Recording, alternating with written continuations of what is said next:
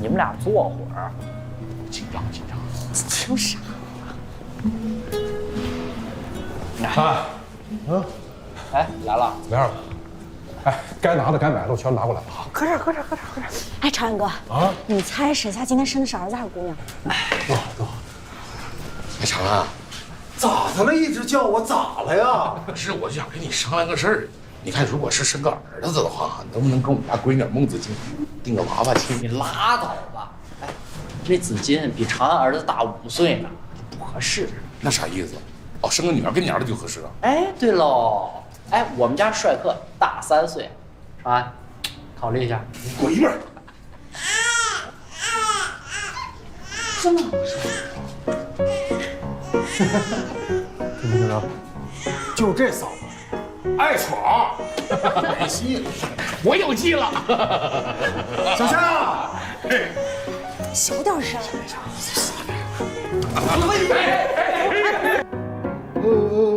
大儿子，闯。伦氏自行火箭炮方队是战斗英雄董存瑞生前所在部队。哎，这种火箭炮来了！儿子，快看！妈妈设计的军车，哎呦，宝。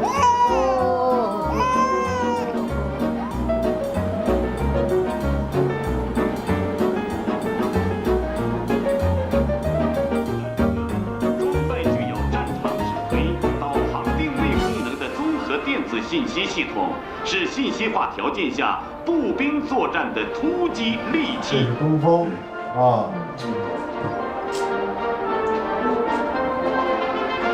加油！来了啊！金戈铁马，气吞万里如虎，这就是咱们华气的气势，是不是？是。小浩、小闯，看着没？这个车啊，全是你这些叔叔大爷、你妈、你阿姨一起坐的啊！哎，今天呀，咱们还得庆祝沈夏升任华气总工程师。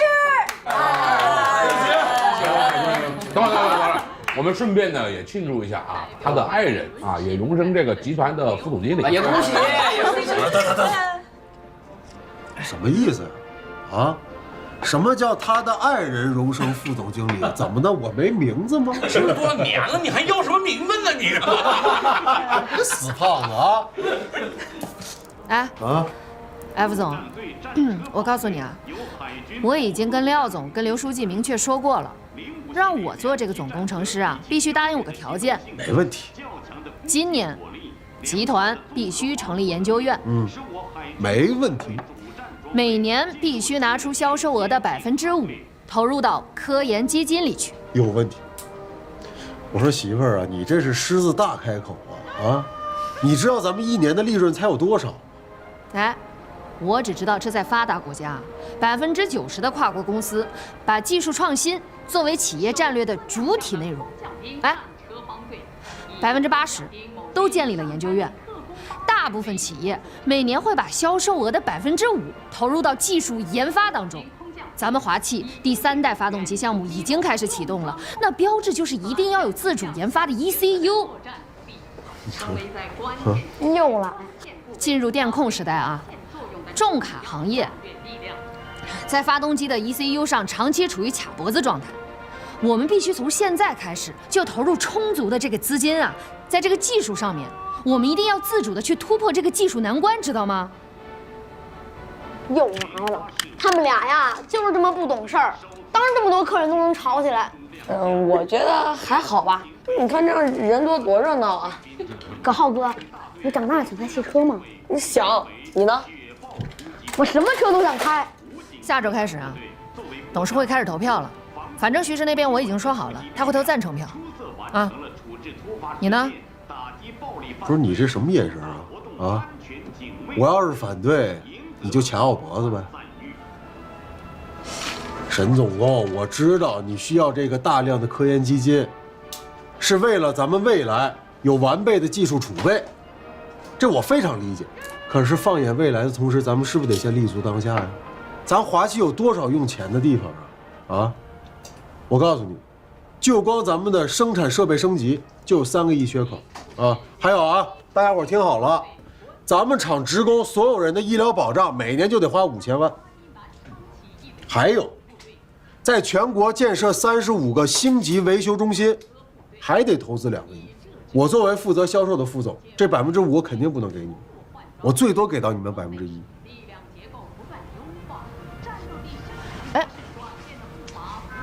哎，我真没想到，这最大的敌人就在自己身边，哎，就在自己家里。你别给我挤眉弄眼、咬牙切齿的，那是干什么玩意儿？我真受不了你这样的，真的。你不服吗？去，待着去。哎，既然你们话啊都说到这儿了，那我要问你们一个严肃的问题。啥呀？什么？到底什么时候开饭？服了，吃你的！啊，不饿吗？不是3句就离不开吃，我跟你说。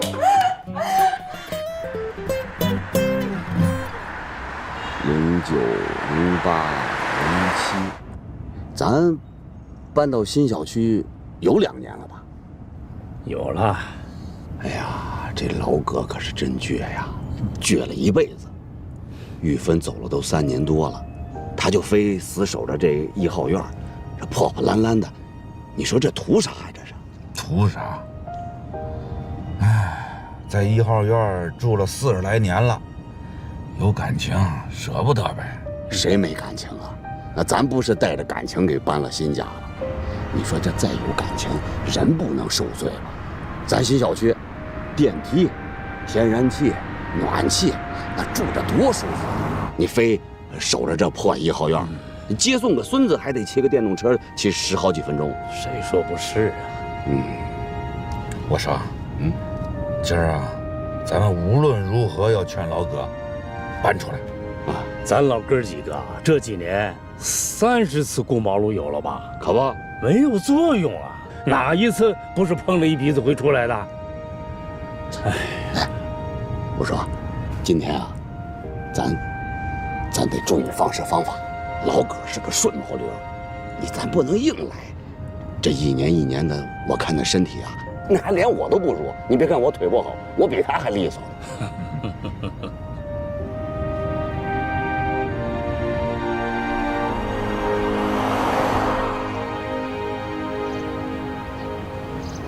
你坐着，坐着。老葛啊，那宝珍一直念叨，说你要搬过去多好啊。他没事儿炒2个菜，咱哥几个坐一起，喝点小酒，多美。艾夫说的对，厂长，你就跟我们大家伙儿，咱都搬到那新小区去，下棋、打牌，看老太太跳广场舞，多美的事儿啊！你这心里要是闷得慌呀，你把你那82年别人送你那高粱酒拿出来，老几位陪你啊，小肚子上根弦，给你谈谈心，便宜你了。哎，你就是不为你自己考虑，也得为孙子考虑考虑吧？对嘛？这浩浩都读初3了，功课也挺紧的，咱这小区住着多舒服呀！啊，哎，再说呀，那离那中学也近呐。他是个孩子，让他跑跑没事的。哎呀，你这个，我不搬了。咱们65年进的厂子，咱哥几个到这儿来的。那时候来的时候，一穷二白的，啥玩意儿都没有，住的地儿都没。我们住哪儿啊？工棚。这合着我是工棚里出生。这你得问你爸爸。外边下着大雨，里边漏着小雨啊，熬了3年，把这宿舍楼给盖起来了，是不是？你看到墙上这每一块砖呐，都是我们老哥几个一块一块的搬过来的。我这一住啊，46年，我跟玉芬结婚就在这个屋里头，是吧？那时候哪是自由恋爱啊，都是组织上给介绍的啊，哪有什么感情啊？也就是工作上相互支持，生活中相互扶持。按现在年轻人一句时髦话怎么说来着？先结婚后恋啊！哎呀，话说回来，这一辈子呀，都是你玉芳阿姨照顾我。你看我当厂长那几年，厂子里边多少事儿啊，整天不着家，白天出去，晚上回来睡一觉，这儿啊成宾馆喽。话说回来，还是玉芬照顾我呀。她走了头几年，嘿，我还是真有点不适应。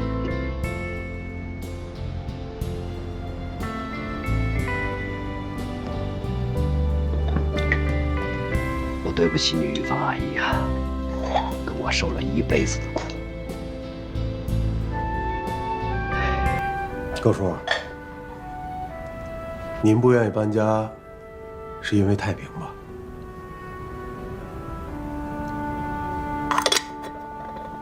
跟他有他妈什么关系？你葛是我这一辈子，我严于律己，我兢兢业业，我活的是光明磊落呀！我生出这么一个不争气的东西了。哎，我这你省点气，行了，省点气。哎，行了，行了，消消气儿。这都过去多少年了？对，高叔，您别激动，我呢现在也是孩子爸爸。我也理解很多以前不理解的东西。这天下有哪个当爹的不牵挂自个儿孩子呢？啊？您啊，就是刀子嘴豆腐心，哈。我可听小浩告诉我，他每次吃肉夹馍的时候，您都在他身边，告诉他，这是他爸从小最爱吃的东西。还有，那传达室的王大爷可告诉我，葛叔没事就上那儿溜达去，就看看有没有人给他写信。啊，葛叔，我知道您的心思，您就是打心眼里放心不下太平，不然也不会把他照片放在这么明显的位置。可是葛叔，这都什么年代了，哪有人写信？这几年，我们小哥几个想尽各种办法打听太平消息，我俩从小一块长大。我了解他这身上有您的特质，做事认真，性格执着，不轻易言败。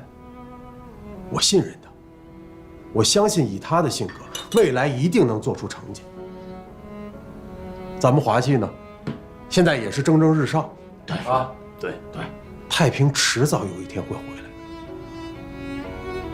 可是我希望他回来的那一天，能看到您带着小浩，住在那敞敞亮亮的新房子里，把这日子过得美美的。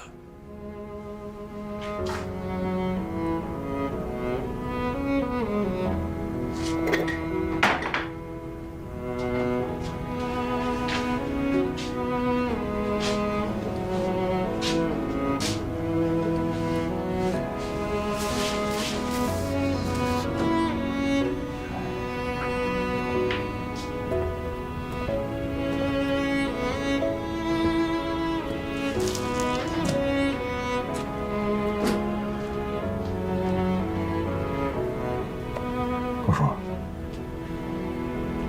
这周6，我带着国庆小军过来帮您搬家，好吗？好。哎，就这么说定了。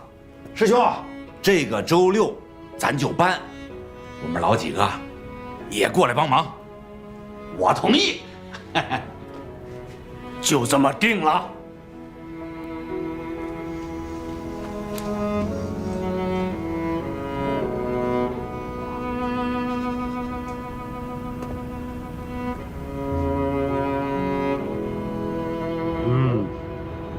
然后，开手，准备啊！3、2、1，走！来，抢球！哎，喂，手防守，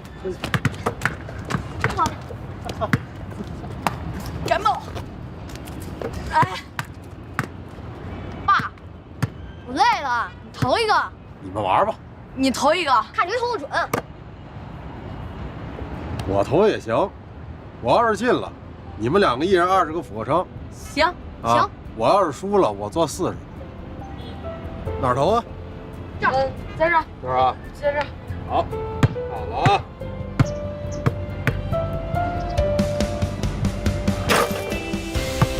7、6、5。爸，我做完了。给爸拿点水去。得嘞。3个，还有2个啊。2，最后1个。1。好。哎，叔，做完了。小浩，投篮呐，别犹豫啊，自信一点。该出手的时候就得出手。知道了。爸。啊。回来了。先给你浩哥。你这能行吗你？来吧。好嘞。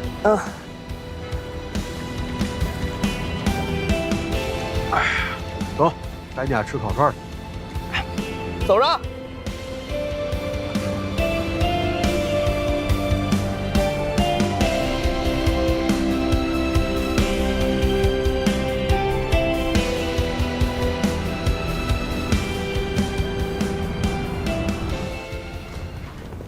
哎，都在哪？哟，来了！这么着急找我们俩来是什么情况吗？我着急请你们俩过来，是因为我们销售公司这边出现了一些新的问题啊。6月27号，国务院正式印发了打赢蓝铁保卫战3年行动计划，深圳、广州、天津、海南都在推进国6标准实施，时间基本都在2019年年初啊，这可比之前的计划提早了1年半。现在这几个省市啊，已经跟我们签订了购车合同的顾客呢，纷纷都来询问，问华汽是否能够在半年的时间里面生产出能够达到国6排放标准的重卡，说如果不达标，就会取消订单。这可在排放的限值上，相比国5、国6阶段氮氧化物和颗粒物排放限值分别加严到了77%和67%，并且新增了粒子数量的限值要求。这样的排放标准已经完全超过了欧洲，所以说要达到国6标准，需要实现的技术难度非常高。我们原本呢是想多花1年的时间去完成后处理系统集成到 ECU 管理软件的任务，但是目前来看，我们只有不到半年的时间。那这不到半年的时间之内，咱们能完成吗？半年的时间肯定是完不成，但现在这种情况，我也没有什么可讨价还价的。作为总工，我会立马成立技术攻关小组，必须在半年内解决这个难题。这10年来啊，咱们在技术研发以及产品储备上，幸亏是有了一些准备，也有了自主研发 ECU 的经验，否则这次真是措手不及。另外啊，提前实施国6标准，势必会降低消费者对国5车型的热情，导致某些国5车型从热销变成了滞销，进而呢就成为了库存。库存量一旦上升，就会对我们现在的这个正常运行造成极大的影响。已经有好几个省代理都在问我，说这个卖不动的国5车型怎么办，应该怎么处理？现在啊，还有一个难题，为了实现国6的排放标准，我们大概要增加10%到15%的生产成本。那么现在的问题就是，我们该怎么跟下面4个省市的顾客去谈这个价格？我现在得到的反馈，他们都不同意涨价，所以现在这个问题该怎么处理？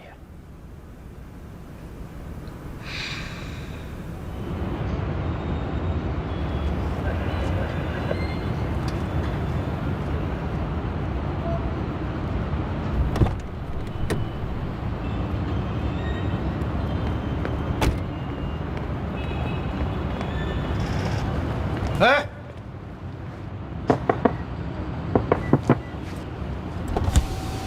我这话没跟你说完呢，你走什么呀？我这没时间了，我着急去研究院开会呢。我就是要跟你说研究院的事儿。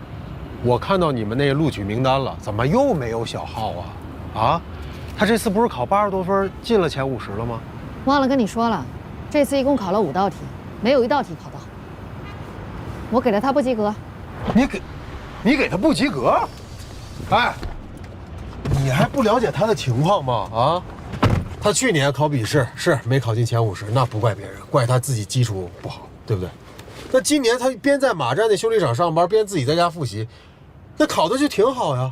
可面试一共5道题，没有1道题答得好，可以说在所有面试的考生里面，他是倒数的。不是。小浩这孩子最大的短板不就是表达吗？那跟你那些能说会道的考生比起来，那肯定吃亏呀。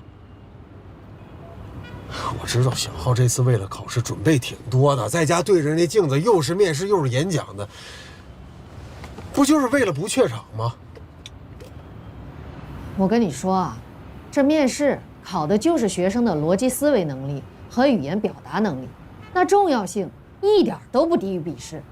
面试通不过，公司就不能聘用，这是公司的规定。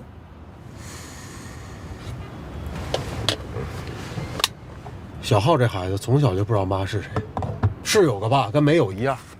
那他这成长环境不就造成了他从小就不自信吗？哎，他又偏偏喜欢重考，还就想去你的研究院上班去。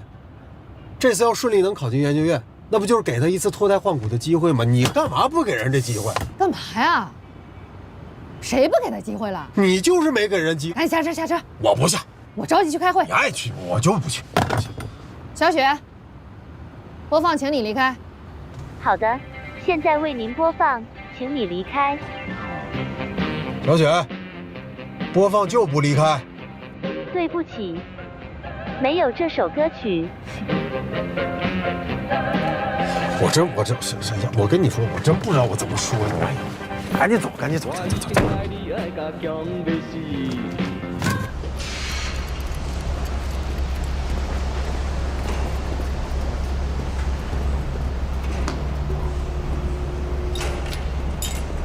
马叔，哎，这车不缺机油啊。啊，行。小浩，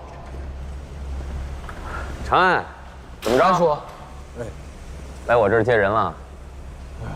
浩浩，你马叔还真舍不得你走。安叔，研究院的录取结果出来了吧？哦，我又没考上吧？怪我，当时太紧张了，5道题都没做好。不是，什么情况？今年又没考上。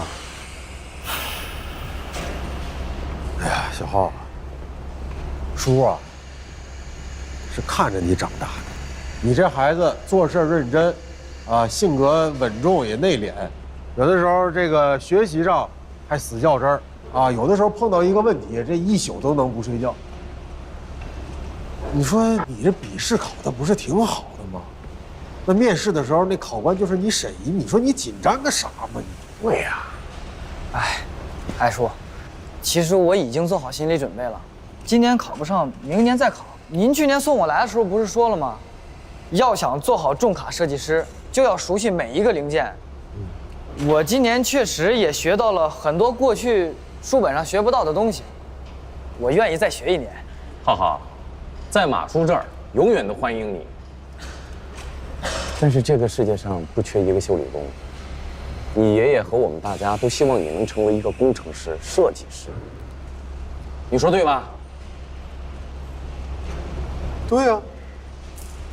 这样哦，今儿回去，你艾叔就跟你沈姨说，这个研究院现在正在进行国6 ECU 的这个攻关，我就让你沈姨给你安排进去，先实习去，你就当跟你沈姨先提前工作了。艾叔，不用麻烦沈姨了，我这能力去了也是给他添乱。我说你这孩子怎么一点自信都没有？这事儿你别管了，你就包在我身上了。哎呦，哎呦。你哎呦什么呀？你不服吗？扶我一把，我腰闪了。啊？腰闪？这儿啊？哟，真的呀？哎呀，小浩，你修车吧，我赶紧陪你马叔去趟医院。慢点，慢点，真事儿啊！慢点。没事吧，马叔？这行不行？你照我这身体素质啊，差远了。我告诉你，就怪你。什么玩意儿怪我？你先忙着吧啊，这事儿包在叔身上了啊。人家都说了，你就是轻微腰间盘突出，回去找根单杠吊一吊就好了。得了吧，我这就是当年在战场上推你那把落下的毛病，你别想赖啊。讹人是不是？哎呀，我就讹你了，这辈子就讹你了。妈，秦姨，哎，您这是给谁送饭啊？送饭来了？蛋炒饭。什么蛋炒饭啊？我问的是您给谁来送饭来了？这给一老同志，身体不舒服，就想吃我这口西红柿炒蛋，我赶紧的啊。老同志哪有我不认识的？谁呀？不熟悉的。送个饭磨磨蹭蹭，孙子都喊饿了。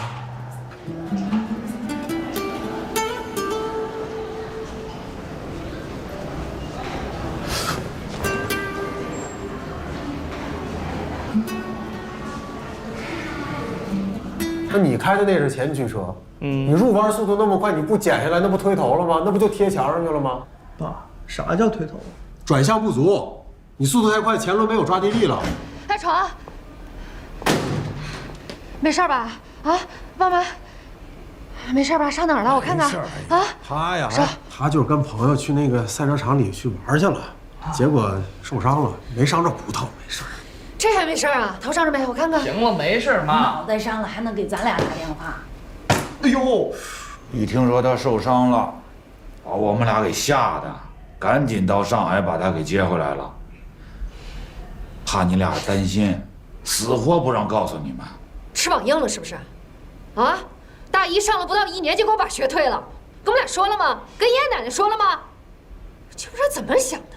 我告诉你啊，伤养好了，重新给我高考去。瞎学什么赛车？你看周围哪个人像你这么不务正业啊？我态度跟你妈一样，你现在关键就是要好好学习。我的态度跟你奶奶一样，等大学毕业了，想干什么我们绝不干涉。但有一样啊，这种危险的事儿以后不要再干了。哎呀，爸，那干什么事儿没危险？那我小时候去当兵的时候，上战场的时候，那不……你上战场是国家需要，那能一样吗？他现在是把学给退了，那不瞎折腾吗？小爽现在多大呀？19岁，那是正青春。什么是青春？青春就是瞎折腾，青春不就是犯错吗？那青春不就是不走寻常路吗？我告诉你，只有这样，爱闯才知道以后什么是正确的路。爸，现在的你正青春。我问你，学赛车的钱哪儿来的？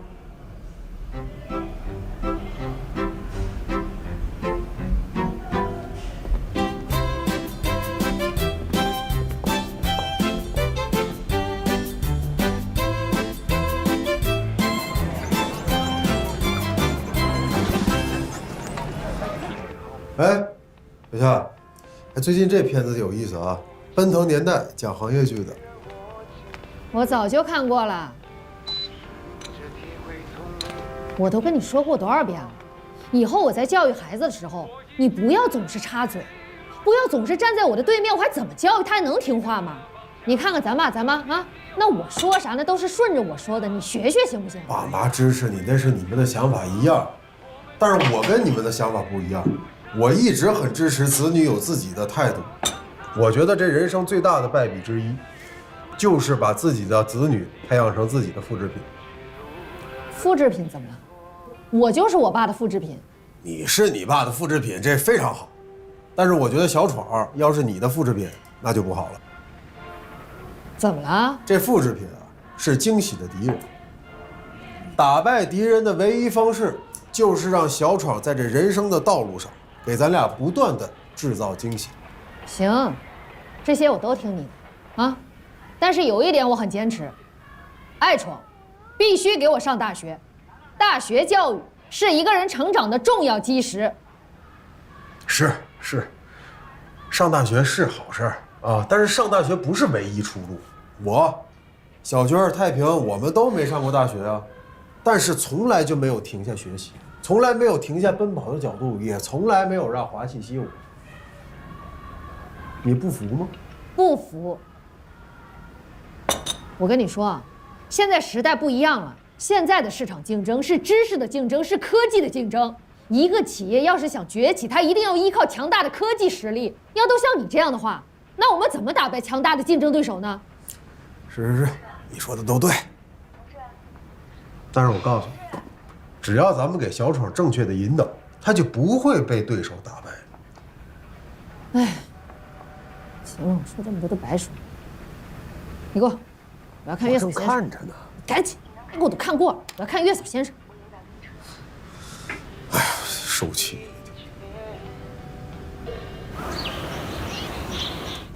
杨叔，哎，你累不累啊？要不要我把你扶到卧室去？哎，不用了，马上要吃晚饭了，就把他扶到沙发上吧。啊。啊，那行。哎，来，慢点儿，慢点，慢点啊！哎呦，我这老寒腿呀！辛苦你了。哎，来，赶紧你也坐会儿啊，休息休息。亲啊，来喝杯水。今天我去做饭，我们就3个人一块吃饭了。对。阿姨啊，今天不行了，今天我妹妹过生日，约好了一家人要聚一下的。哦，那行，那下次要留下来吃饭的啊。哎，好，那如果没什么事儿的话，我先走了啊。好的，走了，杨叔。哎，慢点啊。哎呀，国清这孩子真不错啊，这10几年来都靠他来照顾我们。特别这2年你腿脚不方便，来得更勤快了。你说说，你这人多有福气，老了还多了半个儿子。哎呀，那当年闺女谈恋爱的时候，哎，你怎么就没想着这半个儿子呀？啊，人家现在是车间主任，你。我怎么了我？你不知道你女儿多大岁数了？53了还单身。哎呦，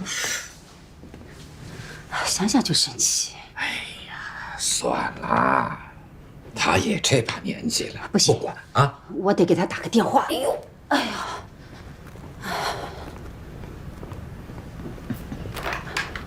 不是，薇薇说这2天在哪儿了吗？此刻的心情很美，沐浴在时光的里面，窗外的风很温柔，像你的手插进我发间，那一天匆匆的邂逅。妈，妹妹啊。妈妈有一个不好的消息要告诉你。我爸他怎么了？你爸没什么事，是你妈生了大病了。妈，你怎么病了呀？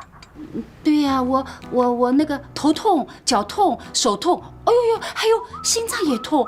你也知道了，妈是医生，妈都不知道是哪出问题了，肯定是出了大问题了。真的假的？当然是真的了。那好，我现在在新疆采风，明天就回去。那早点回来啊！你真够可以的，又骗闺女啊！哎，还咒自己呢！哎，你跟女儿说话不能这么耍手段的呀！那回来挺好的，我也想她了。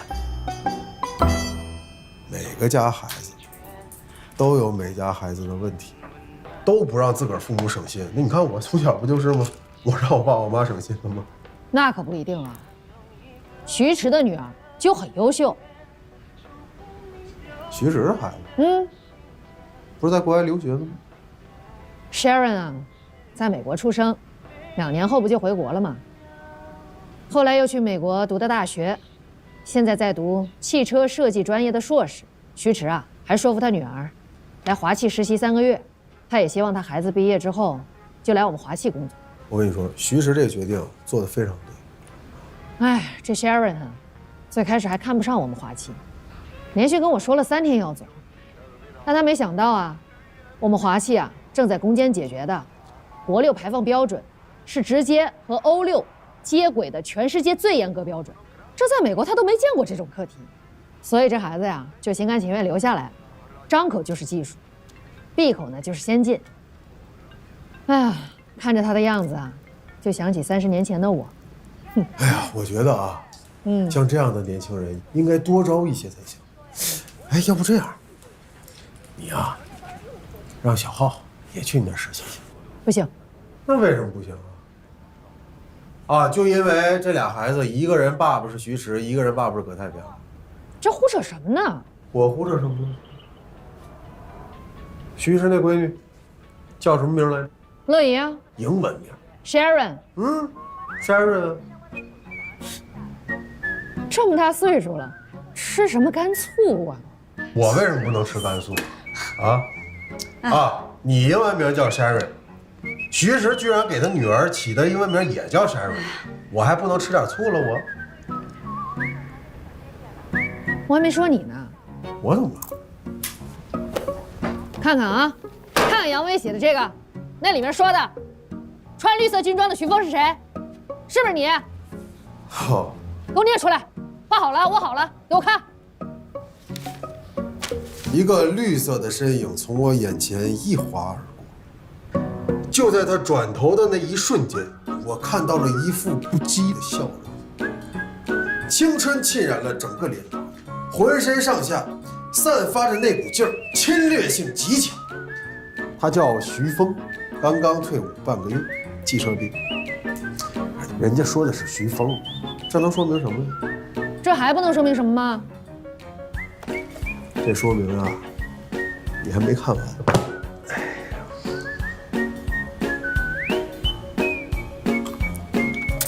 你看完了是吧？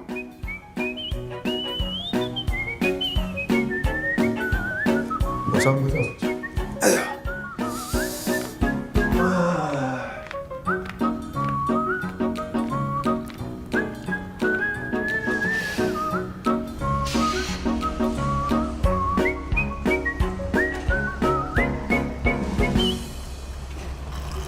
浩哥，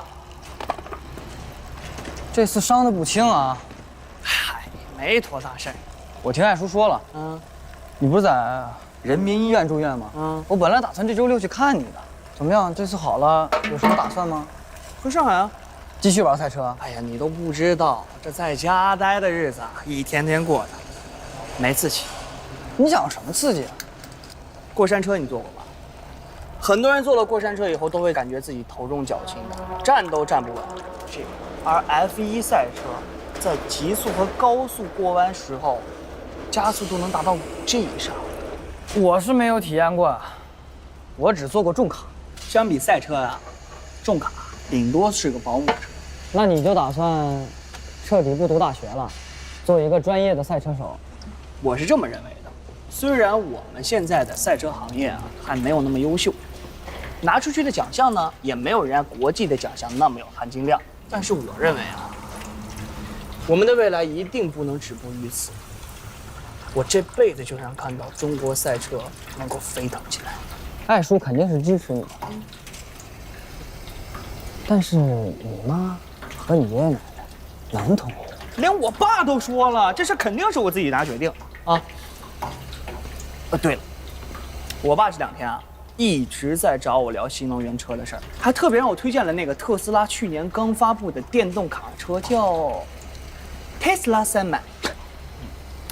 我爸看了那些数据以后，整个人就不一样了。这事肯定是我自己拿决定啊。对了，我爸这2天啊一直在找我聊新能源车的事儿，还特别让我推荐了那个特斯拉去年刚发布的电动卡车，叫 Tesla Semi。我爸看了那些数据以后啊，整个人就不一样了，我那下巴都到这儿了，我跟你说。然后呢，拿个小本在那记，我说干嘛呢你？然后我看他在那记呢，我说你记他干嘛呀？我说我一会儿上网给你复制下来不就得了吗？我爸这才反应过来，晚上给我做了顿大餐。你就说我爸多有意思。哎，真羡慕啊，你有个好爸爸。哎，我爸呢，一直把我当家里的小儿子，你呀才是人家的大儿子，所以啊，他是咱俩爸。哎，对了，哥，我记得你在高中的时候你就跟我说过，你知道你这辈子想干什么，对吗？你说你想像我妈一样当华汽下一代的总工程师，设计出更好、更先进的发动机，对吧？但是呢，这几年啊，我跟我爸一直在聊新能源车的事儿，就连我爸都在感慨，说这汽车的新时代啊，终于要来了。不是，咱俩才20多岁，这燃油发动机再过10几年就该寿终正寝了。现在科技进步的太快，得抓得住人才能生存下去。所以哥，你是不是怎么也得琢磨琢磨这个理想，稍微变变？不管华汽未来做什么样的车，我当总工程师的梦想不会变。因为我爷爷总跟我唠叨，他在华汽待了一辈子，做厂长14年，但是在他的手上，厂子并没有做得很强大，他很遗憾，所以我一定要努力替爷爷完成他没有完成的梦想，把华汽做得越来越强大。这不也是艾叔和沈姨的梦想？是啊，哥。多年后的我们，一定会感谢现在奋斗中的自己。咱俩得一起努力，加油！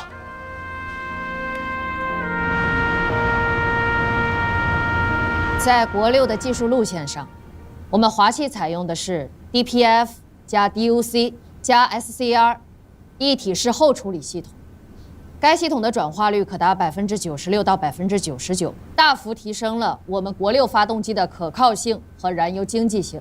不过，在测试过程当中表明，我们自主研发的 DPF 的工作效率远远达不到设计要求。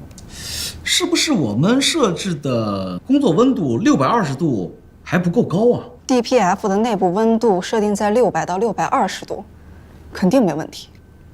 DPF 里边的专用喷嘴是由 ECU 控制，有没有一种可能，是我们设定的这个喷射时间有问题？不会，我们经过反复检查，不会出问题的。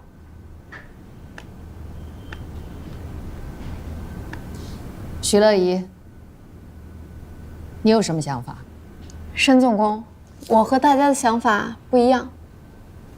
说来听听。目前国际上 ECU 的再生方法有4种，其中主动再生的方式主要有3种，而我们华汽采用的是第1种，通过 ECU 控制专用喷嘴，直接往排气管内喷射柴油，形成了燃烧火焰，形成高温。第2种是通过 ECU 控制发动机喷油器，在发动机里喷出柴油，排到排气管进行燃烧，形成高温。另外还有第3种方式，就是在颗粒捕捉器里采用电加热的方式形成高温，最终将捕捉到的颗粒物燃烧成2氧化碳，然后排放出去。我认为其实第3种方案结构简单，成本也相对比较低廉，最主要的是如果发生故障以后，它的检修非常简便。你说的第3种方式啊，其实一开始我们就考虑过，但是显而易见，电加热的方式跟柴油燃烧方式相比，不但升温速度慢，热效率也低，而且我们查阅了大量的国外厂家的实验数据，显示实验结果都不如前2种。这个是我昨天在查阅资料的时候看到的，上面是美国福特一位工程师写的实验论文，他在完成了对 DPF 内部结构改造以后得出的实验数据，事实证明了第3种实验方法完全可以和前2种效果持平。咱们选用的是第1种方案。2年时间里，我们已经进行了9轮的测试，应该说是胜利在望。剩下的时间已经不允许我们再更换方案了。好，那我继续啊。明天呢，我们要重新再进行一次 DPF。沈总工，我可以自己单独把第3种方案做一次实验吗？争取在3个月内在我结束实习期之前，给您一个准确的实验数据。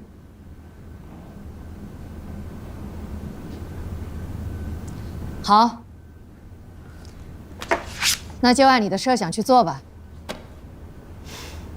我们研究院所有的设备跟器材你都可以用，如果还有什么其他需求，直接跟我说。你很像你父亲徐迟。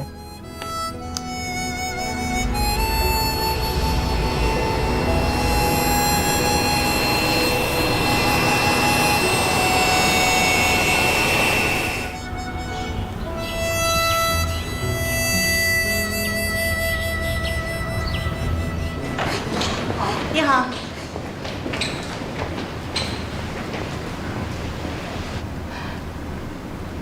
微微，沈夏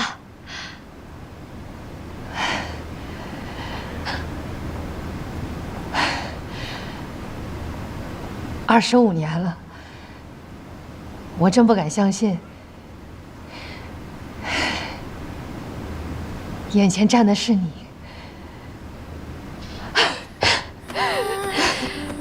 25年了，25年，我眼前一直站的是你，是你们。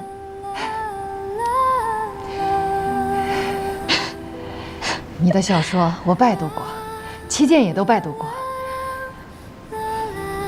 你一直在我们身边。沸腾人生，看过吗？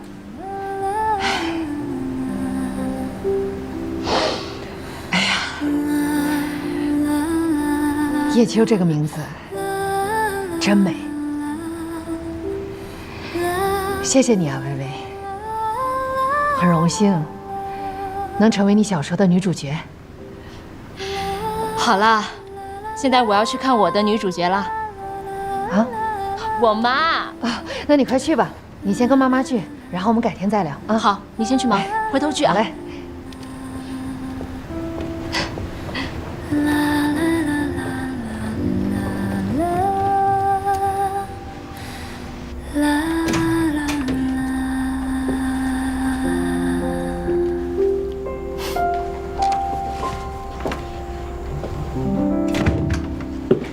不是让您在家记得把消毒机打开吗？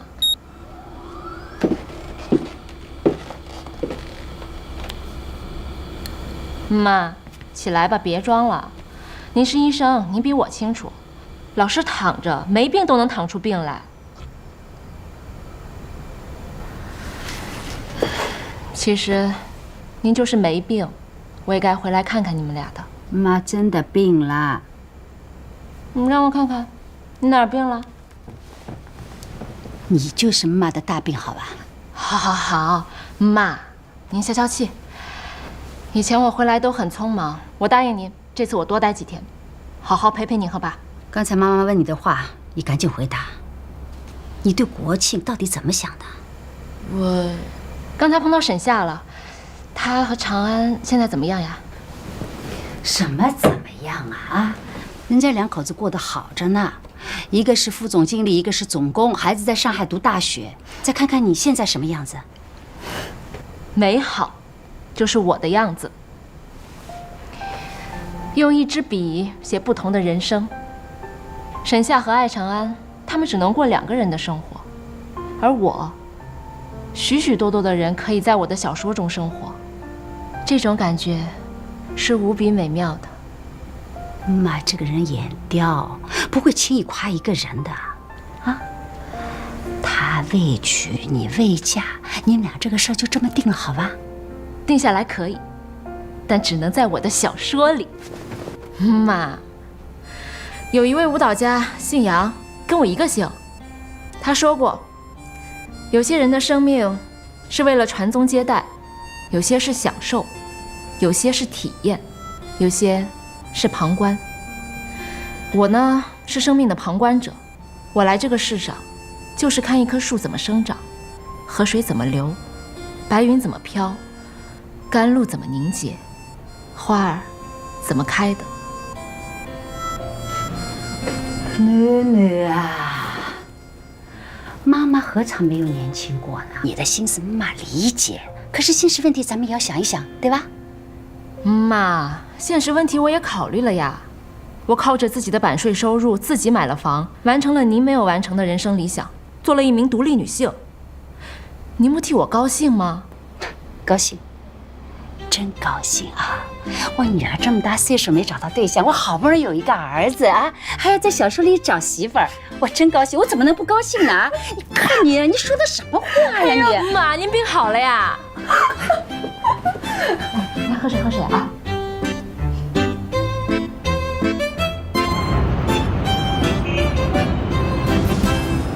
哎呀，老马呀，我这最近是很焦虑啊。你说，明明这黄金产业链已经布局完成了，明明华气是蒸蒸日上，明明大家伙的日子是越过越幸福，可是我总觉得缺少个什么。哎，我在家想跟小夏聊聊天，结果呢，人家更年期，没聊几句话就跟我急，没聊几句还跟我急，我这实在是受不了。哎呀，我这最近睡眠也差，半夜经常惊醒，醒了之后就东想想西想想，想些乱七八糟有的没的，眼睛一瞪，天亮。先喝口茶。现在国六 ECU 的事情迫在眉睫，我知道，你作为分管销售的副总经理，压力也很大。这国六 ECU 啊，的确是个难题，但是咱们的研究院技术还是很强大的，我相信早晚能解决。我想的是另一个事儿，大事。我就知道你这猴脑子从来不闲着，说来听听。哎呀，你没看新闻吗？很多国家都宣布了，2030年就开始停售燃油车了，再过12年，燃油车就没了。我们都当过汽车兵，你突然告诉我听不到发动机的声音，闻不到柴油味儿，我还有些难过。难过也得过，啊，再过12年，全球停售燃油车。要想要华气不熄火，那就必须马上开始研发新能源车型，甚至是无人驾驶。无人驾驶，人去哪儿了？不敢想，没想过，就你敢想？什么叫我敢想啊？是应该整个行业都敢想。你说万一哪天杀出一个搅局者来，就像这个当初的数码相机，打败数码相机的可不是相机，那是智能手机。哎，万一哪一天一个互联网公司生产出一个性能优越且价格低廉的新能源车型来，到时候怎么办？到时候咱们只能在目瞪口呆中被时代彻底淘汰了。你说的对，我有点懂你的焦虑了。哎呀，可是我不能只是焦虑啊，老马。可是我现在有点焦虑了。啊？你说我这修理厂不会随着你那无人驾驶变成无人修理了吧？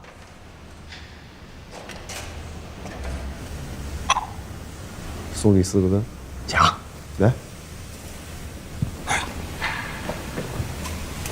技术升级，啊？啥也不懂。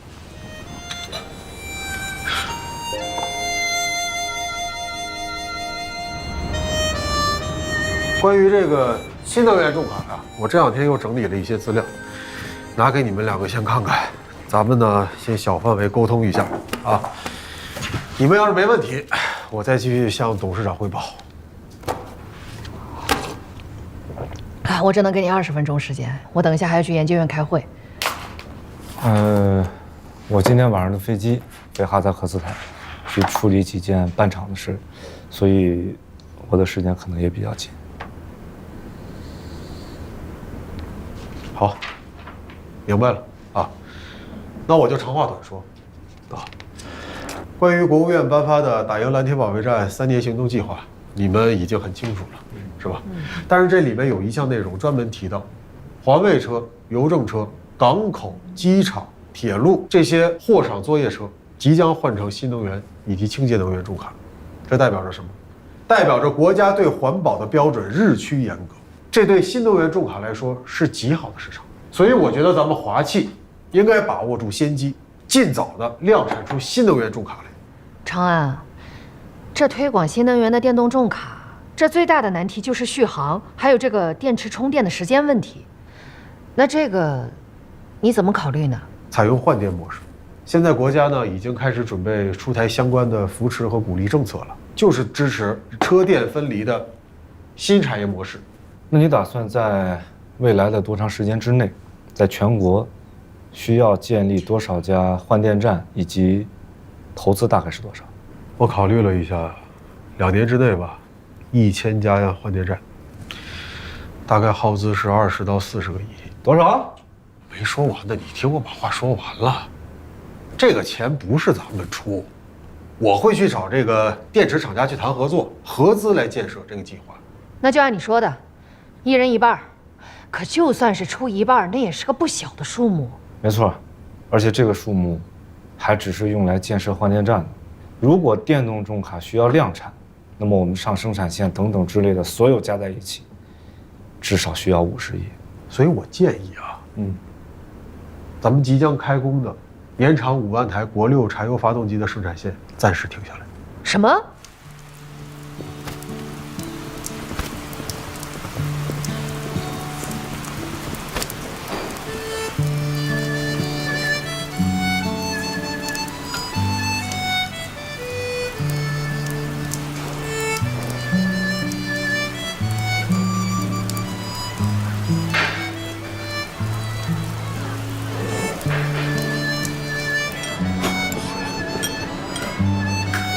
蒜要吗？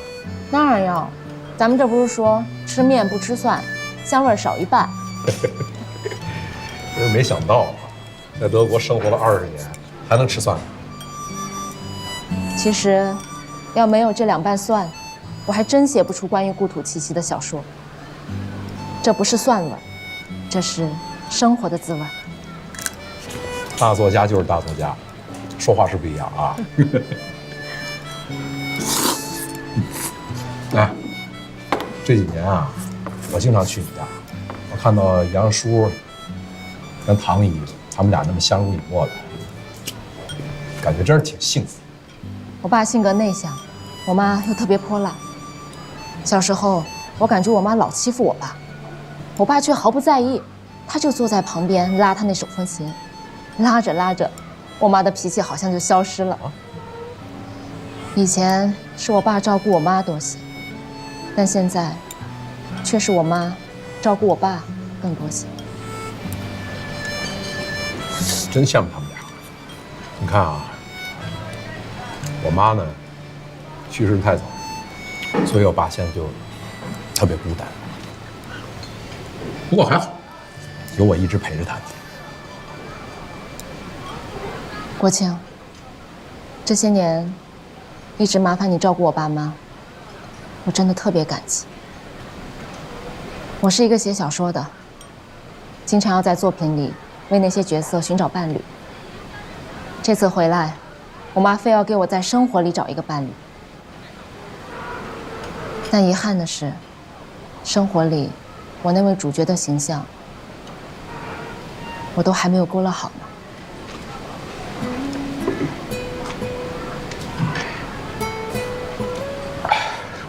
薇薇，你看咱们两家做了这么多年邻居，两家父母呢又是在一块儿工作了几十年的老同事，你平时也不在身边，我就是做点力所能及的事儿，应该的嘛。替我爸妈谢谢你，是你让他们白得了一个儿子。我也谢谢你，你让我有了安全感。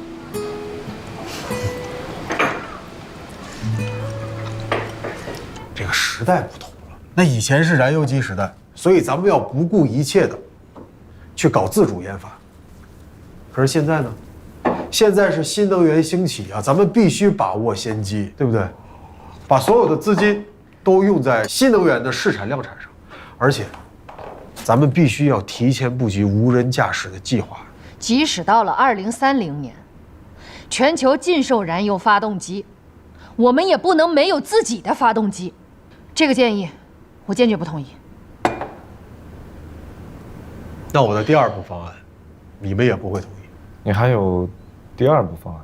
实话告诉你们，就算咱们的新生产线下马，这资金也是不够用的。所以我建议，3到5年之内，从领导到职工全部奖金停发，把华汽所有的资金集合起来，打一场技术转型的大战役。艾长安同志，在大趋势上，我跟沈夏完全同意你的看法，对吧？这个国产重卡往新能源重卡方向发展，这是国之大事，这是毋庸置疑的。但是，具体到咱们华汽怎么布局、怎么实施，这些都需要我们冷静下来去做一番筹划的，不能太过激进呐。老薛，我这不是激进，是领先。领先，才会让华汽永远立于不败之地，才能让华汽永远不熄火啊，才能让所有的华汽人他们的生活都充满幸福的滋味。领先，就是向未来致敬。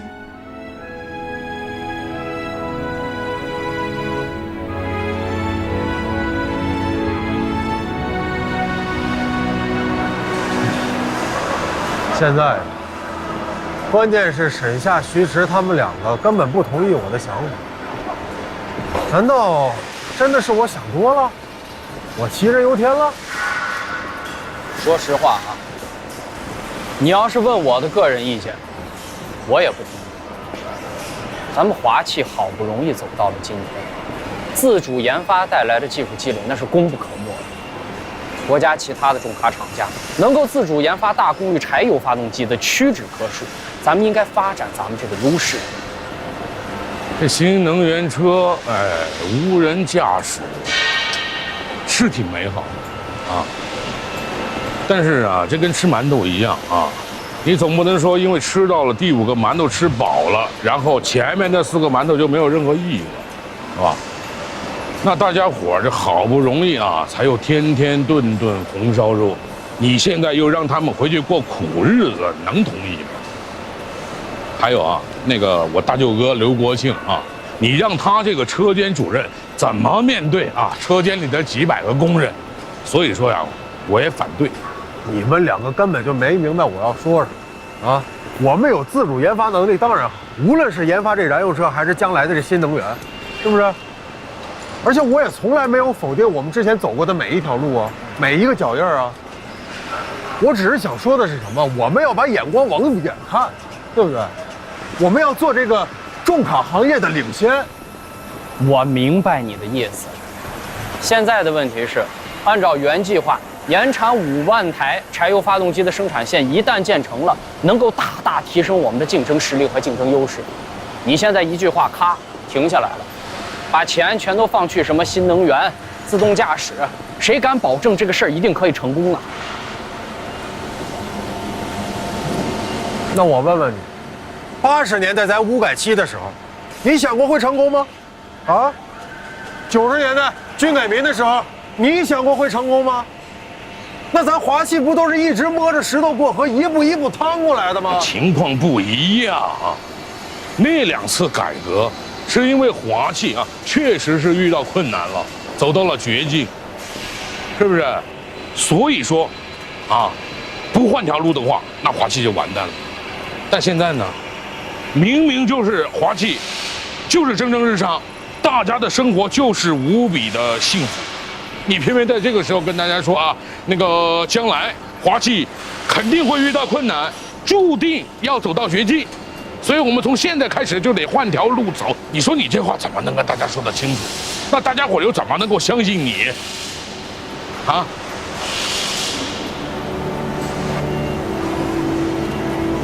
耗子，你这句相信说到点上了啊！我焦虑啊！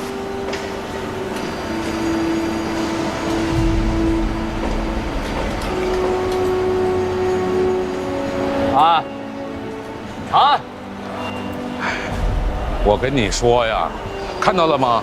这就叫背道而驰啊！